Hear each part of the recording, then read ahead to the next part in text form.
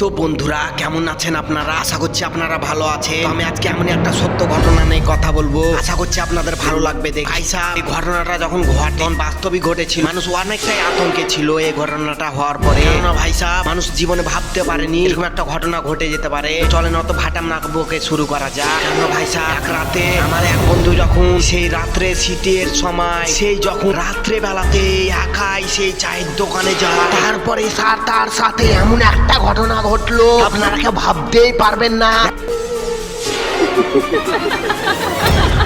এমন একটা জিনিস দেখলো কেউ জীবনে বিশ্বাস করতে পারবে না। সেই চায়ের দোকানটা এমন একটা লোকের ছিল, না কোনো মানুষের, না কোনো আরো আত্মীয় স্বজনের কারো ছিল না। সে বলছিল, ভাই আমার ভুল হয়ে গেছে। ও বুঝতে পারেনি, ভাবতে পারেনি, আমাকে ছেড়ে দেন ভাই, আমার ভালো লাগছে, আমি কোথায় চলে এসেছি, আমাকে ছেড়ে দেন। তারপরেও ভাবতে পারেনি এরকম ওর সাথে এরকম একটা ব্যবহার করবে। তাকে সেই জায়গাতে এমন ভাবে তাকে হত্যা করলো, আপনাদের শুনলে আপনাদের গায়ের রুম খারাপ হয়ে যাবে। আপনার দুটি পায়ে ধরে আমাকে মারিয়েন না।